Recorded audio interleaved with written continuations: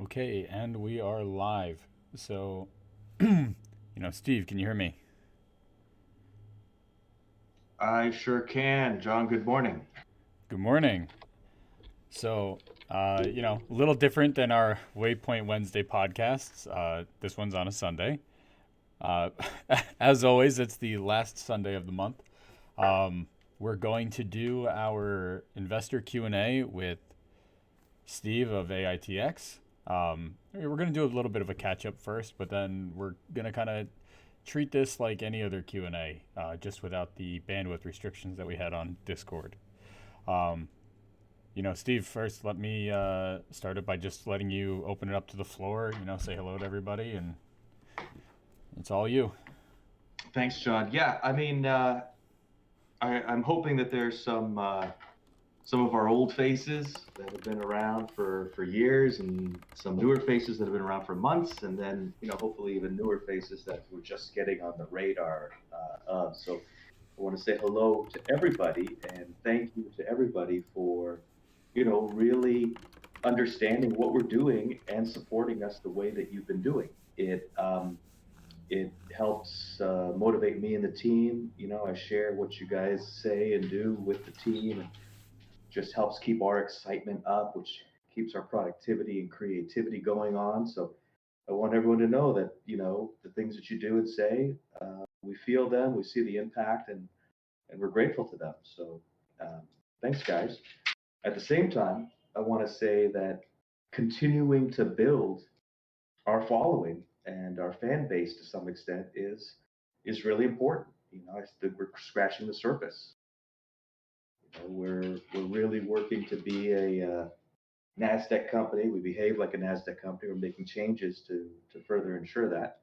Uh, and I want to continue to exponentially expand our base. So thanks, guys. Yeah, that's what I got, John, for opening. Awesome, very well put. I do agree with this being a Nasdaq company. Kind of hiding in the OTC right now. So, let's just jump right into it. Steve, what's going on, man? What's new? Yeah, there's so much happening, and generally on a call like this that's scheduled in advance, I would have a short list of three touch points to share. But I haven't had the time to do that, so I'm really going to be relying on the questions coming in to guide how the call goes.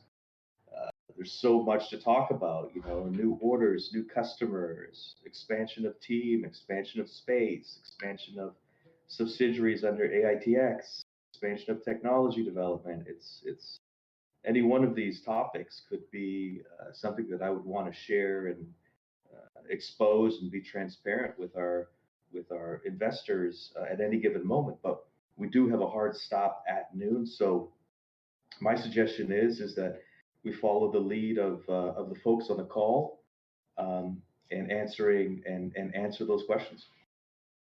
All right, great. Right before we get into the call, I do want to just kind of give you a little shout out. I mean, you, it. I guess the easiest way to say it is in a time of uncertainty like this, it's always good to point out the people that are just constantly growing, constantly pushing their companies forward. Um, it's not so much just that you're looking for new spaces. I mean, you're buying a record amount of shells for Ava for Wally. I mean, that's got to feel pretty great. Yeah, it really does. And thanks for pointing that out because it's another great topic that we could talk about and share. I think that first order that I put in and was really excited about the number being 65, that ended up being 100. So there were a couple items that I expanded on the ordering side of it.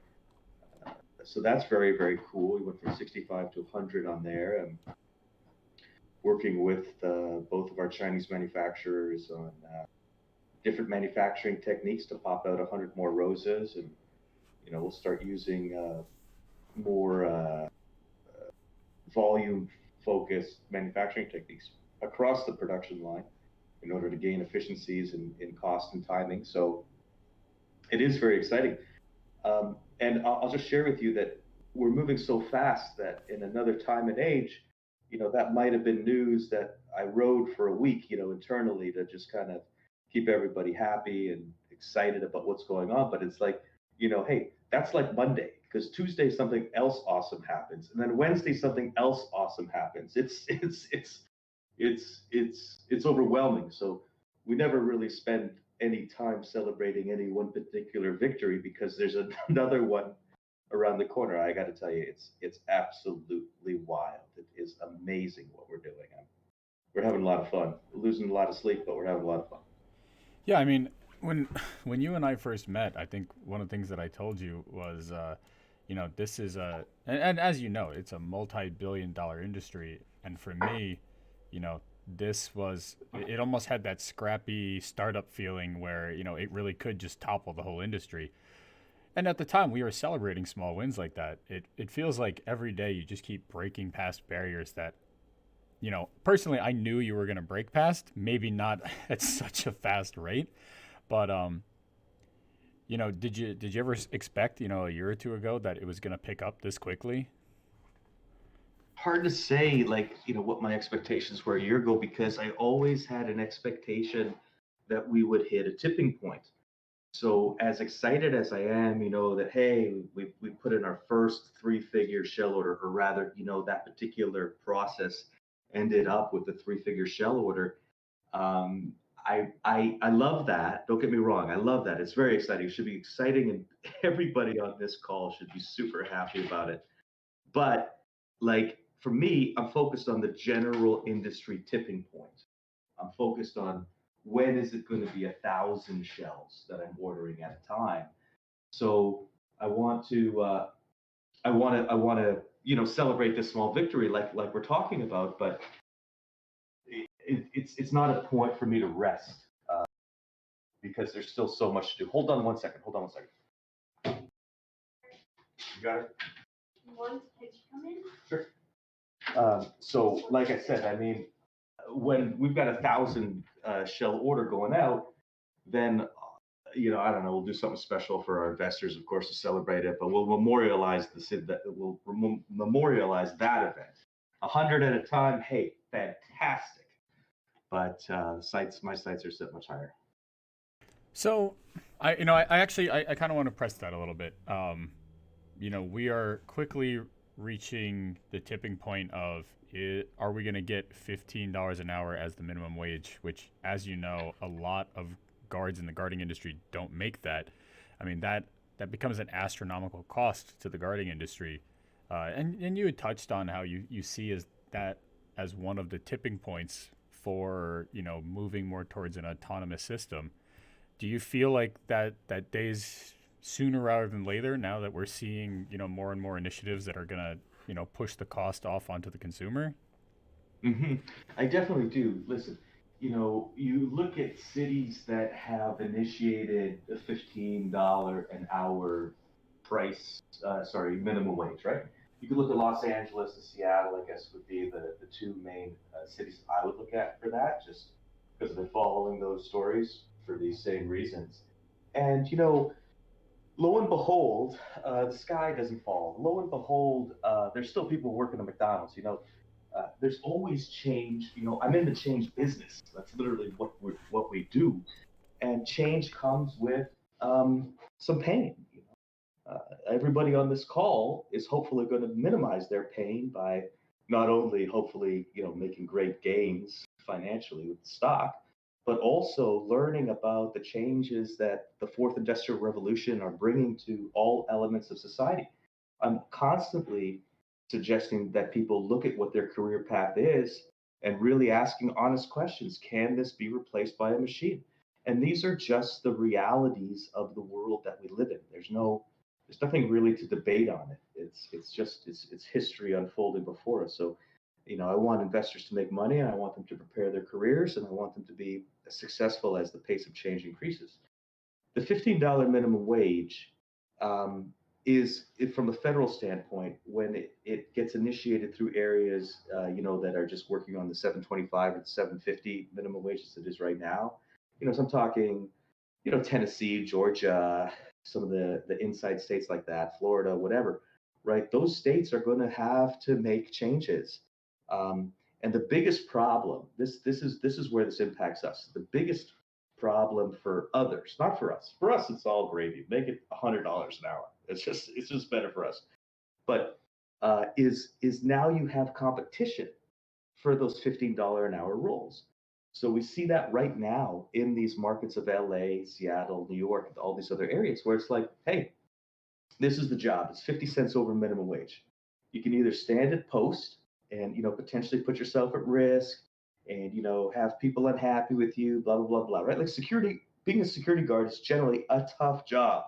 I have tremendous respect for those guys. It is a tough, tough, tough job. Or do you want to go flip burgers for 15.50 an hour? Or do you want to go work in a warehouse for 15.50 an hour? So what happens is that those jobs become more in demand. And although the minimum wage might be $15 an hour, the guarding companies, in order to attract somebody, given what everybody else is paying, might have to pay $18 an hour, which is now a $25 bill an hour bill rate to the end user, which just makes our numbers even better. So I just want you to consider that $15 an hour minimum wage does not mean $15 an hour to the guarding company as a bill rate. It means much higher than that and a much higher bill rate to the customer. Yeah, I mean, very very well said. And we're already starting to see changes like that in places like McDonald's of all things, where they're starting to move more and more towards autonomous machines specifically for the ordering process, and then a couple people to handle back of house, maybe one or two cashiers up front just to take care of anybody that may not be used to that system. um, and I do see the guarding industry going the same way, where hey, look, instead of having 8 or 9 guards, maybe you have 2 or 3 and the rest is all rad. um, so I Yeah. guess before we kind of open it back up to the floor for Q&A, my question for you would be, putting aside the increase in minimum wage, what do you see as the tipping point where okay, the industry's ready? It's Hmm. not going to be 100 shell orders. I need to put in 1,000 shell order. It's go time. Hmm. Well, I mean, first off, there are several, I'll just use the word several, large accounts in the sales funnel that absolutely have the ability to order hundreds and even thousands of RAD units.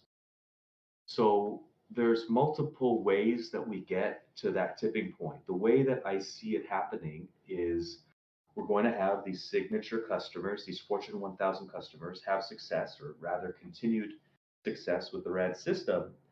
And, other customers are going to see it and they're going to want it, right? And that's going to be the momentum that's going to lead us to the tipping point. So that's how it's going to happen. Um, and, can that happen this year? It could absolutely happen this year. Would I want to bank on it happening this year? I wouldn't. Security industry is kind of notoriously slow and conservative and risk averse, so everything always takes longer in general anyway. So, next year for sure. I mean, if we move 1,000 units next year, for sure. If we move 1,000 units this year, I absolutely believe that too. So, we're talking about exponential growth. Um, and because of the orders that are in hand and what we're most likely going to press release tomorrow, first quarter financial results should be exponentially. I guess I don't want to be super specific on it, but some element of fractionally greater than what our entire 2021 year that closes on February 28th was. So that's really my focus. My focus is delivering exponential growth on a monthly and annual basis. Absolutely love it. So, look, we've only got you for a short period of time. Unfortunately, or fortunately in this case, you're a very busy man. So, instead of talking your off, let me open it up to the floor now, and let's start taking some questions. You good with that? Absolutely, yeah, yeah, yeah. Love the questions, love the discussion, John. Great questions, great comments. I hope that the listenership, learned something new, perhaps. Yeah, me too. Here's the first question, and I'm gonna jump right into it just because I've seen like 8 different people ask it. I know you touched base on it already, so let's just get this one out of the way. Um, really, 007 really asks, how soon are you planning to move to OTCQB? You said several months. That's a broad spectrum. Before you address that, I also do want to say I understand how stuff like that could be seen as a broad spectrum. You also don't want the CEO saying, "Hey, we're going to OTCQB next week," and then there's a delay and he looks like he lied to you. So, Mm-hmm. there always needs to be the expectation of, under promise over deliver. And I really work hard to do that. Um, I I get accused from time to time being pumpy. I have a couple of longtime bashers that I don't know why, but they just constantly on me, and that's fine. I guess you need to.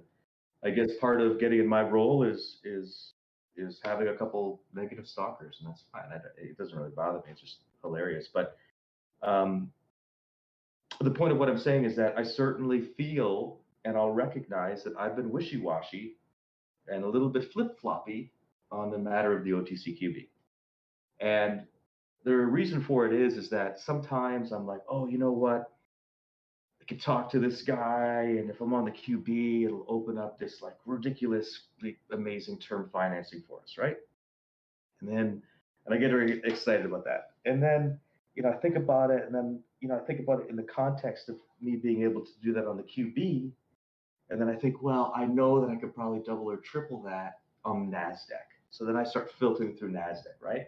And then I think about all those things. I talk to a couple of attorneys or whatever, and I'm like, well, I got to dot some I's across some T's in the pinks first, blah, blah, blah, blah. So then I roll back and the date changes again. So those just kind of, when you're following RAD and AITX, and you're reading my tweets, and I'm really sharing with you a level of transparency that I think is very rare, because I think that generally CEOs expect that the audience wants them to have definitive plans. This is what we're doing, right? Like that's the traditional mindset that CEOs know everything, and this is the plan, and that's how they give confidence to shareholders.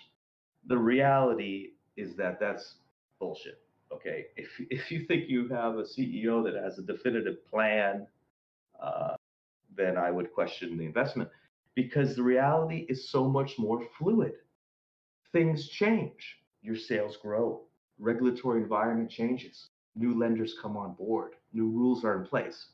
So I just like to share a little bit of my thought process with the folks that are in the Red Army, just to kind of share reality, and transparency of how these decisions are made and how they change and how they might seem flip-floppy. So I hope that long explanation added some color as to why I'm flip-floppy on it. It's kind of sometimes in the morning I'm like, hey, I'm going to submit OTCQB application, and then I'm like, well, I get distracted, and then I'm going to look at NASDAQ. So that's just kind of where we're at. The last piece of this very long answer, at least several people asked it, that I'll answer, is that for AITX, the pinks aren't all that bad. And the reason is that we're full SEC reporting, whether we're on the pinks, OTCQB, or one of the junior levels of NASDAQ, where it doesn't change much. We're still going like, and we've been going through an audit for the last 3 weeks. It's going to take another 6. It's like that. That's not going to change. That's the more or less the highest standard of reporting that you could get. The issue is that on the pinks, the vast majority of company are either non-reporting, non-filing, or alternate reporting. Alternate reporting, based on the signature of somebody, associated with the company, you can validate whatever financials are in front. It's nowhere near an audit where I've got, multiple layers of people working on this and validating everything that we've done, and searching through hundreds and hundreds of pieces of paper, validating expense use and revenue recognition and so forth. So the problem with the pinks is that some of that stink of, shady companies can reflect on AITX. And that's the negative piece of it. But beyond that, if you're full SEC reporting on the pinks, it's fine. I mean, we're doing Nasdaq level volume, Nasdaq level market cap, and growing. I hope. So that's where we're at. There's no rush for me to move to the QB or Nasdaq. And as you could tell, there's several factors floating in my head that make me a little bit indecisive. All right, great. So I our hope I next, didn't, hope I didn't put anybody to sleep with that overly long explanation, John. no, we should be fine. um, so the next question comes from United Nerd Alliance, who asks, "Do any of the products have infrared cameras on them? If not, does AITX plan to research into infrared technology later on?" Yeah, sure. All the cameras are what's called infrared sensitive, which means that during the night, there's something called an IR cut filter in front of the lens, and the cut filter gets removed, which opens up the CMOS sensor to be receptive to IR light, which in turn allows much better night vision. So all of the cameras that we use have that right now. Using active infrared to do illumination in the night is a power hungry application. I've been in security for my entire career. I've used all different types of technology. The way that these cameras that we use work right now is we get amazing night pictures in the environments that we're deployed right now. We have a couple of environments that will be interesting to deploy at in the coming months, which we'll probably share through PR in the coming weeks. But nonetheless, um, so far we love the tech that we have. We've had no issues, and customers are happy. Okay, another question from L4 says, "Steve, you mentioned now in chat and in multiple interviews wanting to make some acquisitions. Could you elaborate on this and why acquisition specifically? Um, Hmm. and then is this for security solutions or another autonomous solution?" Hmm. We're gonna just have to leave that one mysterious. So there's competitive eyes on me, and I'm not going to give anybody the jump on what my thought process is in that category. Okay, that's fair enough. I'm sure there's a few of you listening in the chat. Um, Yes. so, C. Peterson, my main man, your main man, the king of DD, says, "Steve, the remote monitoring of the devices 24/7, is that all done by centralized vision, or does a bigger dealer like Allied Universal use their own in-house service like Mark? Is there an upcharge for the 24/7 monitoring, or is it included in the CapEx slash OpEx cost?" Yeah. Whenever Craig Peterson asks a question, it's always like I know he knows the answer, right? I know he just wants me to get the answer out to the other folks. So the way that works is that RAD monitors the technical aspects of our equipment 24/7. From there, we have multiple options where dealers and end users can perform security and operations related monitoring on the devices. So there's two third-party monitoring companies, one of which is Centralized Vision. I don't think we've announced the second one formally. I can't remember. Anyway, there's two third-party companies that do nothing but monitoring that are in our dealer base, and then companies like Allied Universal and some of the other dealers have their own in-house monitoring stations, and which can monitor as well. In all these cases, the end user is charged additional money in order for the third party or the in-house monitoring company to do that work. Um, in some cases, RAD gets revenue split from the third party monitoring. In some cases, RAD does not. It's in our plan to continue to pursue agreements where RAD gets a revenue split of the third party monitoring. Okay, another question from C. Peterson is, "You recently retired the Mac tracker. Is there any info on what's replacing it? Is it coming out of the new subsidiary?" Interesting question.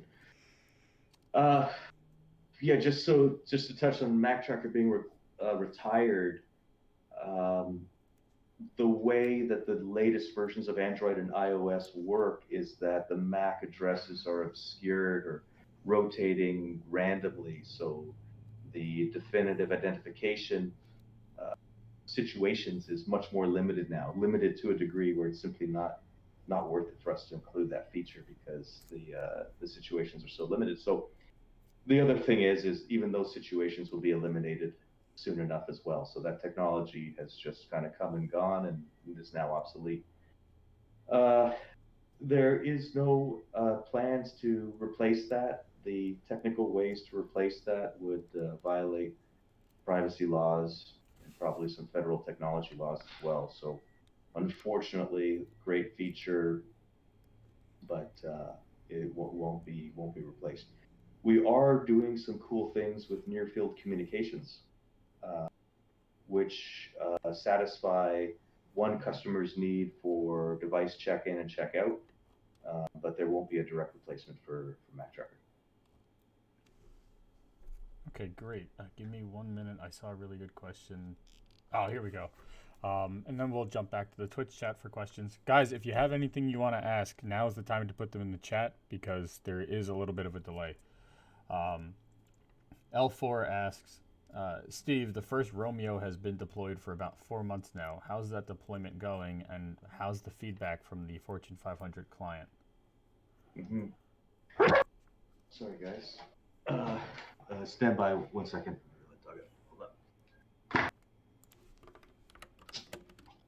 Hold on now.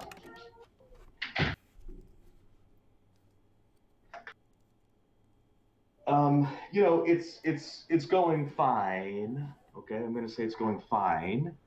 I'm going to say that I am massively increasing that team, the Romeo team, and we have not made the order for the next batch of Romeo shells. We are making changes to a lot of it. We've been working with this client and just gathering phenomenal on-site data, and really the decision that I made is this next batch of robots, of commercialized robots, is just going to be, it's going to have some stunning operational capabilities that have not been seen in the market to date, in any robotics market to date. So that's probably going to be released in the next couple of months, and that's going to be good. So I don't know. I hope I answered the question. Have made the order for the next batch of Romeo shells? No. How's the deployment going? It's going fine. How's the feedback? Good. What's really the big picture? The big picture is that Romeo is going to be coming out really, really well. So actually, I kind of want to lead off that real quick. So, you mentioned you're getting a lot of good customer feedback on that, that you're using to, make changes to and reiterate the product. Let's say you make some major changes, blows what was already kind of a more evolved Romeo out of the water. Is there a way for that client to get that new updated version? Like, is there like a rebate, or is it essentially, hey, look, you keep the one you get, or you can get the new one? The Romeo model is the same as the stationary model in terms of over-the-air upgrades. The Romeo model is a little bit more challenging, which is why I'm moving slower on it, because the hardware, some of the hardware changes that we're bringing in to Romeo. So that's why I went slow on Romeo. So the Romeos that we do start mass deployment of have that ability to get the upgrades and the additional features. So that's the explanation why. But the short answer is yes. That will follow the standard RAD model of new features always being pushed down to all customers, not just new customers. Love it. Sorry, I'm going through the chat trying to see where else we want to touch base. Storm the Hiker asked, he asked about leasing of the Michigan plant, and you had mentioned lease terms. Has that deal been done? No, it hasn't been done. Earlier this morning, me and I guess three guys from our executive team did a video walkthrough tour of the site. So the real estate agent was on the site. We did this call at 9 a.m. Pacific and walked us through, the facility, And it is absolutely fantastic for us. Everybody is just, oh my goodness, this is exactly what we need. So I told the real estate guy a couple of outstanding questions I needed to know regarding electrical service, just some basic stuff like that, which he's already gotten me back the answers to. So basically, we're moving to contract on that this week. The potentially acquiring the space April 1st. Uh, the what I'm trying. I mean, you can never time these things to the actual day or the month or the moment, but I really need our team to get these vaccines in our bodies so we can start traveling. So that's something I'm really looking forward to. As I get out to that site. Um, I probably will bring a photo crew out there and a drone crew out there, or I'll send one out there to share with you the space after the building is has some changes made to it. Uh, so I think it's going to be really, really exciting. But this is a global headquarters space, uh, and it's a space finally that's appropriate for the kind of company that we are, and that's where we're at with it. So you're excited about the space then, right? Right. Yeah, the space is fantastic. It's got 22,000 square feet of production manufacturing space. It has extensive outdoor space for drones, ground robots. It has interior office space. It's just the exact perfect space. I've got to design a sign, and I think that the Rad Army and our investor base is going to just be ecstatic once they see this space. It's everything anybody could want, and I don't know if it's an affliction or just how I'm built, but like I'm already thinking, okay, I know what this unit, or I have a rough range of what this unit can produce. Where are we going to put our next similar building? So that's, but not even in this space yet, and I'm thinking about where we go from there. I mean, that's great though. You always have to be planning ahead. So Right. are you a little jealous that they're getting a nice, shiny new building? I am because I'm like, I don't have any dedicated office space in any of our facilities right now. We've got the two facilities between California and Waterloo, and I'm like, it's part of our culture, no ego, and so I'm not gonna, it's not never about me. It's always about the mission. But this space here, I'm like, they have like a whole executive section with like an executive bathroom and stuff, and I'm like, you know, hmm. But at the end of the day, we'll turn over all that space to everybody. I won't, have a dedicated space. I like just hoteling in our different offices and just, being a transient, so to speak. So I'll make sure that nobody builds an empire or claims that they're king. We'll continue the kind of egalitarian culture that we have. So you guys heard it here first. If you work for Rad, you get to share a bathroom with Steve. Yes, which is fine. So, oh, Yes. actually, this ties in really well with it. I'm gonna butcher this guy's name. I almost said Mr. Pigs. Mr. Speegs? I'm sorry if I'm mispronouncing it. Are you currently considering new candidates for executive positions for AITX? And will they be allowed to use the executive bathroom? We are. We have an open rec right now for a chief financial officer, and that rec, um, I've got some good candidates in hand. I did a couple interviews on it last week, uh, and certainly whomever that person is can use any bathroom they like.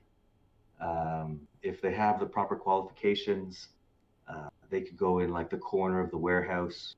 We'll have somebody clean it up. It's fine. I just need to get the right body in there. It's a very important hire for us. I have to bring the right person on that could manage, make sure we're getting the right financing at the right pricing, we're scaling, do the cash flow projections. There's a lot of work that I do right now that I need to offload into that CFO role, and it has to be the role that rides with us until we finish a series of exits. So yeah, that's open, and yeah, they could do whatever they want in their Well, not whatever you want. bathroom. That's an HR Yeah. issue. Um, Yes. let's see. Give me one sec. Okay. Um, I'm kind of jumping around the chat, so if you think we skipped you, I'm probably coming back to it. We're just trying to keep things fluid.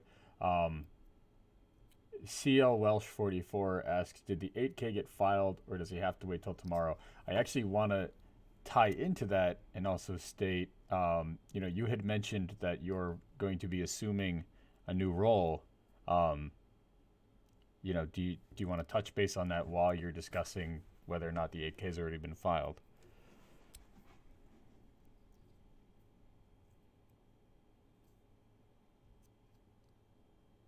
Oop, did I lose you? Sorry. I was on mute for a second. 8K has not been filed. 8K will be filed on Tuesday.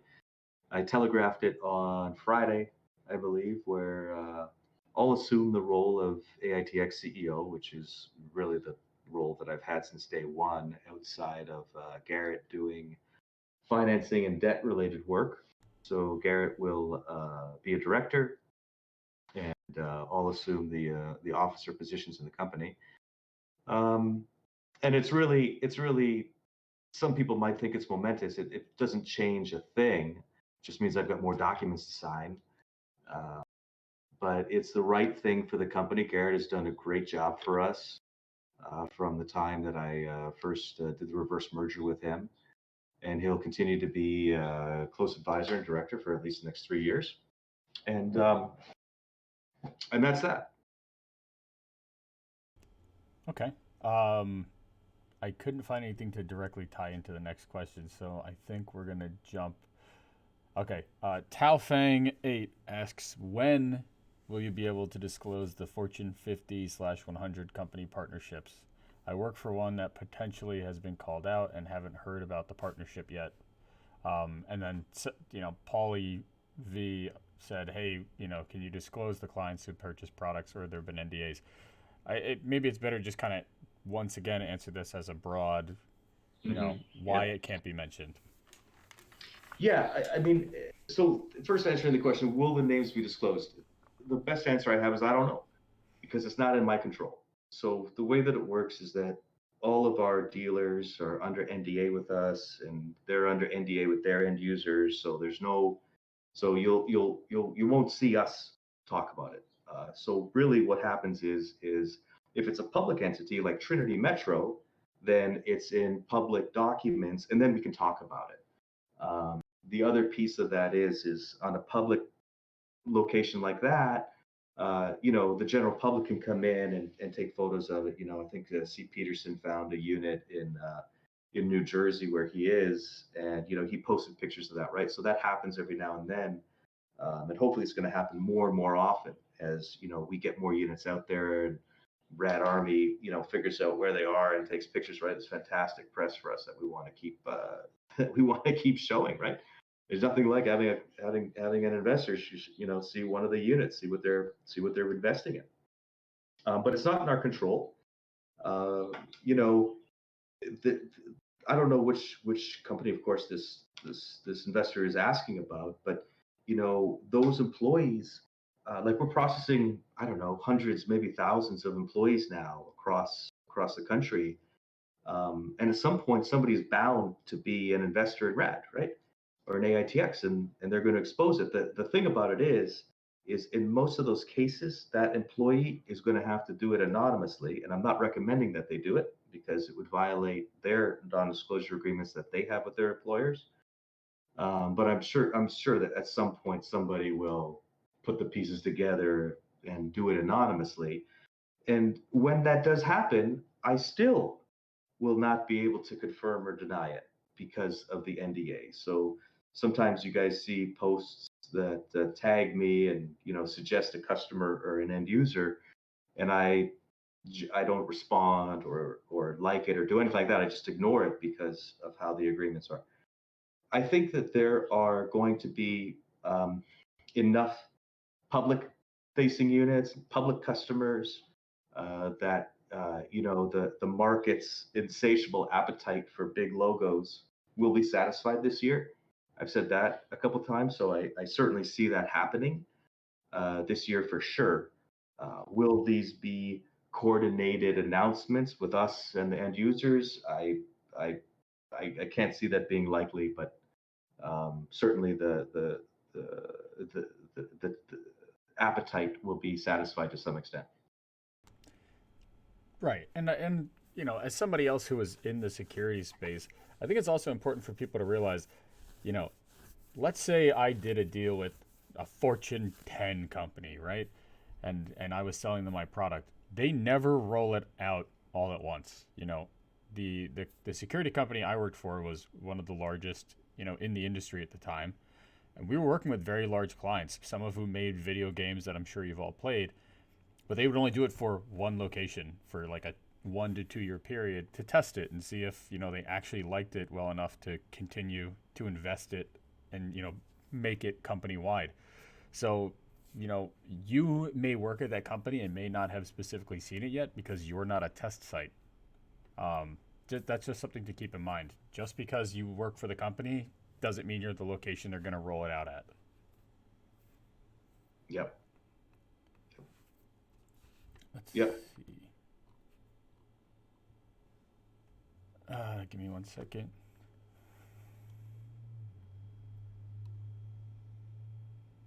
Okay, White Nugget Boy asks, if Romeo's vandalized, does it have backup camera data or an alert system to notify somebody? Yeah, it sure does. Uh, we haven't had any Romeos vandalized yet. I'm sure it will happen at some point. It's just a matter of time. Romeo, Romeo, and all the Rad product are built like tanks. These are not little flimsy robots. These are pretty serious units. Uh, I everything's recorded. Everything's cloud recorded. There's alerts. There's connectivity back to humans that can investigate and provide support. So there's a whole system around protecting the equipment. Okay. Let's see. Hmm. Guys, if you have anything else you want to ask, now's the time to ask it. Oh, now we're getting more questions in. I see I see. I'm not on the Twitter, but I'm on the Discord. There's a couple questions here I could pick off on if you want, John. Yeah, by all means. I'm making sure that anybody that maybe didn't get the memo, they don't feel like they're being left out. So, No, no, no problem. You do that. I'll run through a couple of these.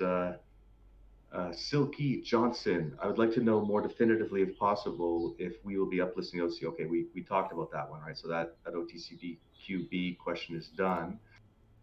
T. Murphy, did the USA Today ad yield any significant results, and will there be any follow-up ads anytime soon? The USA Today ad did not yield any significant results, and there will be no follow-up ads anytime soon. It was a bit of a hey, I think we'll try some old school marketing, and dealers really loved it. So I'm certain that they're using it in their campaigns with their customers because it's a nice piece, but no noticeable uptick that I've noticed from it. Silky Johnson again. I know AITX is ingrained into the security industry at this point. However, will we be exploring military and law enforcement applications, possibly of government contracts as the military prepares themselves for AI readiness? Okay, so let's talk about that for a minute. The military's AI readiness far exceeds where we're at with artificial intelligence technologies. I mean, billions of dollars of budgets and all kinds of war making machines. And I really, really hope that the U.S. military and that our allied military forces are investing, tremendous amounts of money in building complex and complete AI armies. Terrifying, but it is again inevitable. So I trust and hope that we're making those right investments. And Rad is not really involved in any of that, and I don't plan on it. That market is handled by Raytheon and Lockheed, those types of customers. Sorry, those types of companies. Where we're focusing on is at the end of the day, those government facilities and those DoD contractors still have the same site protection, facility protection requirements as they did before, right? That never goes away. That's where our focus is. So we I'm going to be typical mysterious here, but there are a couple things happening rather in the government space. Uh, one one that should be public eventually related to law enforcement, and something else that is under tight NDA, but I'll figure out some wording to put around it when the time comes that it's that I feel obligated to share it with the investor base. Okay. Actually, I see a good question from Fist Junkie 002.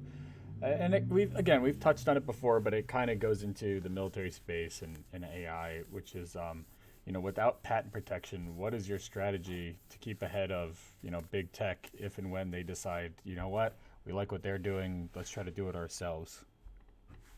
Mm-hmm. Well, I mean, first thing is patent protection itself is not an accurate representation of what you get with a patent, particularly today and particularly on software. So there are some patent things that I'm working on that I'll leave at that. But ultimately, this is a market that we will win in the market and not in the courtroom. I'm not going to spend 4 or 5 years because, I invented intermittent wipers and GM and the big three swiped them, and then all the Euro and Japanese companies swiped it, and I'm in court for 20 years waiting for a giant payout, which they got. I That's love not that how we're going to movie. win. Yeah, um, I didn't actually see the movie. Did they make a movie out of it? oh, they made a movie out of it, and it's fantastic. But no, you're 100% right on that. And again, we've discussed it on the podcast, on Q&As before. Um, Patents are only good if you have the funding to fight it. There's a reason that there are companies dedicated just to patent trolling to try to settle outside of court. But software is a whole different industry because if two people have a similar idea but take two separate routes to get there, it's very hard to argue that it was a patent infringement specifically on the software. So, you know, it really is who's going to serve the market best. And, you know, let's say Google decided they wanted to come out with something. I know a lot of companies that would specifically avoid that because Google tends to build something and then abandon it in 2 years, whereas this is a company that has strong footing in the security industry and probably isn't going away anytime soon. These are, 10, 20-year investments, just like a security system is a 10, 20-year investment, not a let me replace it every year. Mm-hmm.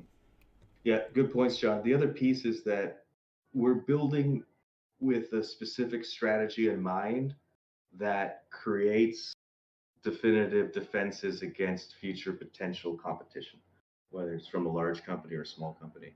But really, the MO, when you get to that level by these big companies, isn't to sit around and copy you. It's to make you an offer and buy it. That's where this will go, and that discussion will happen around the time that I feel we're ready to do the Nasdaq move. So then I'll have another 5 minute ramble of the indecision, the indecisive elements relating to sell out to an existing company or PE or uplist to Nasdaq. But we're way ahead of ourselves at this time. All right, let's see. Okay. I'm not even. I look. I'm sorry. I'm not even gonna try to attempt to pronounce that name. The question is, where is the data being stored and what is collected from the RAD devices? Mm-hmm. So data is being stored on the devices and in Microsoft Azure right now. Data collected is primarily video related data, which we then run various analytics on to create metadata tags and be able to do some analysis, whether it's recognition or a bunch of other features on it. Okay. I see two really good questions. I'm gonna kind of bundle together. One is from Johnny R saying, with all these new orders coming in, are you worried about not being able to deliver product on time due to lack of production capabilities? And Scribbles055 asks, what are the challenges you foresee in the next year? Sure. So first question, worry about delivering products on time? Absolutely. Um, I've been spending a considerable amount of my time on increasing the production capability in California, and of course, moving into the Michigan space, and spending my time on it because I need to make sure that it's not a problem. we have already made great improvements in the delivery time of our products. And I think we released some information. Well, if we didn't, then I'll release it here on our like 2 to 3 day ship option, which we're just instituting. I think last week. I don't think we've really publicized it that much yet, but 1 or 2 weeks ago, customer was like, "Hey, we need the existing customer was like, we need another rose and we need it like right away."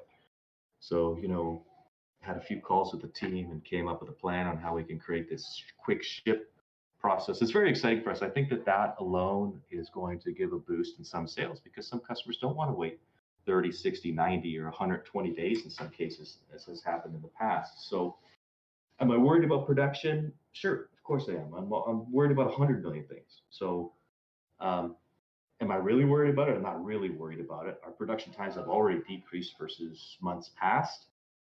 We have a healthy backlog right now that I might do press release on in a couple of weeks, depending on, again, what I think is material to share. But what I will share with you is that we've onboarded more folks in our California production facility. And by all looks, right now is that production is rapidly increasing. And that's why I'm not really considering it a big worry. But of course, it's always a worry. But then again, most things worry me. Just to be like, and I know that some of this, like, we had to the last Q&A, and somebody was like, Steve said he was constantly paranoid, right? He shouldn't be paranoid. The reality of the situation is I should always be paranoid. I should always have eyes in the back of my head. I need to evaluate every possibility and probability, and that's just my job. So I'm just giving you honest and transparent answers as to how it really works. No, and I think that's a good take because you have people saying, "Oh, there's no reason to be paranoid." Uh, that's true, but then you end up getting things like, look what happened to Intel after resting on their laurels, thinking nobody would be able to come close to them, and now they're getting absolutely blown out of the water, and it's going to take like 2-3 years to catch up. You always Yeah. want to be watching what the competition's doing, not to say, "Hey, what can we copy?" but more to say, "Okay, how far behind are they, and how quickly do we need to pick up the pace?" Um, Hmm. let's see. Birdie underscore O says, any plans to use drones? I know you guys did announce Arrow. Is there any update on that? Yeah. Uh, there's certainly a lot happening with Arrow, but I'm not going to disclose it on this call at this time. So sorry about that, but yes, on Arrow, stuff's happening. Um, I do want to hit something real quick from Clee W44, who has been around a good amount of time and always asks good questions and is very supportive. So thank you. But we've got to ask this one question. It's had to come up at least once. This I've already answered it 3 times today in like private DMs, but please, for the love of God, tell these people that there's no reverse split insight. And again, for the 100,000th time, there is no reverse split insight. Yeah, I've put it in the chat. There's actually a rule in the Discord that if you keep spamming it, you get muted. Just because we've said the same thing for it's been like a year. There's no reverse. It's not Yeah. even something we talk about. The only time we talk about it is when somebody sends us 12 messages saying, you know, Bigfoot 89 on Reddit said there's going to be a reverse. Hmm. Okay. Yeah. They also I could do say want that the to, sky's green. yeah, I do want to share with the team on the phone that, I really appreciate when guys and girls answer these kinds of questions before I can get to them. So, like, for example, C. Peterson, uh, I call him ILTH in Discord because it's got a long name. But when Red Army, who knows what's going on, and aren't in that pumping stage, like at least those guys are, and there's others too. Forgive me if I haven't mentioned any others, but there's many others as well who answer these questions. That's for me, that is just beautiful. I really thank you guys for it, and I encourage it. Jump in, answer the questions. I can't be everywhere as much as I want to be, and my time is even worse off than it's ever been. lately. So when you guys do that work for me, it's helpful. Thank you. So, listen, we'll take one more small question, and then we're running out of time, so we'll kind of start to wrap it up. The one thing I do want to hit on is, and I've said this before, the group that we have here in Discord, on Twitter, Reddit, that is a very valuable asset for a up and coming company like AITX. Everybody always asks, what's the difference between AITX and Nightscope? AITX and Cobalt. Well, you know, I could give you a whole list. I think the most important thing is we have a very, very passionate community here that's willing to, set the record straight, answer questions anytime somebody, raises what could be a valid concern, or, somebody obviously trying to troll a chat. But you guys matter. Your opinion matters, and what you share, about the company, has a positive and sometimes negative impact. So, if you want to see more coverage, if you want to see, Steve getting on much larger talk shows, doing podcasts with people who, much better at it than me, just keep repping that company, keep wearing the merch. You guys are doing great things on that. I think you raised what, $1,000 for St. Jude's. It's probably more now. This community is fantastic. I'm very proud of it, and I don't think you guys understand just, how much you guys do for the company by sharing information like this. So thank you. Thanks, John, for that. Yep. Listen, there are a couple things on the Discord. I'm not logged into the Twitch, but there's a couple quick things on the Discord that I want to go through. John, do you want to ask me that question, or you want me to hit these ones real quick? No, go ahead. Okay, so AZ regular, no, DJ66. Did recent internal conversations about increasing production levels lead to any tangible efficiencies that could result in higher output levels? Absolutely, they have. Significantly so. Been very, very interesting, but significant process changes in terms of how we build. So yes, DJ66, the answer is yes. There's another question that I wanted to ask here. Josh, with another H1084. Hi, Steve. Is AITX currently cash flow positive? If not, do you have any expectation when AITX will be cash flow positive? Well, uh, the answer is no. AITX is not currently cash flow positive, and I don't have a I don't have a CFO right now to help me do the financial modeling, the various financial models, to be able to start predicting when. I will share with you that cash flow positivity could technically be attained by AITX in the next month or so if we wanted to, by scaling down from a labor standpoint. So we have good defensive financial we have a good defensive financial position. I think everybody should know that I could execute if needed. But the question is, as well, why aren't we shooting for positive cash flow? Because some financial pundits will talk about, hey, you got like a cash flow, got like a cash flow, and I'm not disagreeing, but I'm saying, how many years was Amazon cash flow negative, right? What is the overall strategy? The overall strategy for us is, to be the massive incumbent in this industry that we are creating. And, scaling down is not of interest to me and is not compatible with the mission. So, when would we be cash flow positive? My expectation is 3 years potentially, but that is very variable depending on the reinvestments that we need to make and the additional overhead that we need to take on. So um, I hope that helps.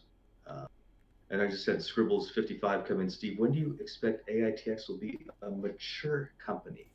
5 years or 10 years? I don't know what is meant by a mature company, so it's difficult for me to answer. I will share with you that I always intend AITX to be a scrappy, nimble grinding type company, regardless of whether we're doing $100 million in sales or $2 billion in sales. As long as I'm running it, the culture that we have will always be, I'll say, exhausting and pretty hardcore. And that's what you're investing in. I don't plan on picking my foot off the gas pedal, no matter where we are in the sales cycle or valuation cycle. You're welcome, Josh. Thank you.